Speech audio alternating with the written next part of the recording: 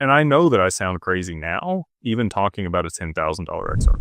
People are like, get out of here, dude. Like 10 to 13 bucks is the top on this cycle. Just stop talking about these crazy numbers. But in reality, if you look at the global macroeconomics and you look at the value proposition for the network itself, I'm highly confident that it will achieve those numbers. And it is because, if you looked at the market cap at that point, it would seem incomprehensible to most people to have quadrillions or septillions of dollars on chain.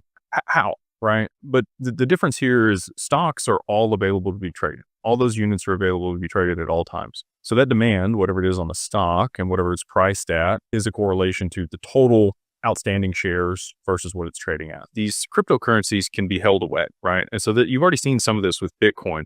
There's a ton of Bitcoin that's been lost. There's a ton of Bitcoin that people just hold that they're never going to sell for any reason. Institutions, ETFs, other people are buying this up. And that's driven the price up, supply and demand, just normal economics, right? So total outstanding amount of a crypto versus what's available are two very different numbers. And if you look at XRP in particular, there's 100 billion that were minted.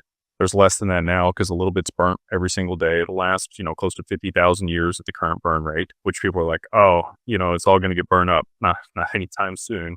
That's why they made 100 billion of them. But the total available supply across exchanges, if you were even just to look at the wallets, is somewhere around 9 billion, so 1/10 of the supply. And then that's not actually what's available to be purchased. The exchanges have an accounting overlay across all the wallets that they hold that allows, certain portions of that to be tradable and what's held by retail. So in my estimation, based on, years of study, I think there's around 2 billion XRP currently on the market available for trade between the exchanges and retail. So 2% of the total supply. So now if you're talking about $5 trillion a day for Swift volume to move through the asset, what's available to actually move that? Not a whole lot. Now that's where you're getting these crazy moves to the upside. And that has to, there has to be liquidity driven into the asset, but those trading volumes will be what sustains it at those high levels.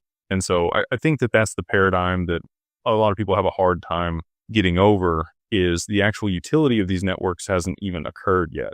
All of this is speculative, but they need to be, again, like I mentioned earlier, once they drive the liquidity into these networks and issue stable coins and there's volume, then they'll be able to use it in the capacity that a lot of the people that are invested here are hopeful for. That's how I think we can get to these crazy high valuations, is again, just traditional supply and demand, but a much smaller supply than people think is what's available. And then I think the demand for these assets, when there actually is utility, will be astronomical.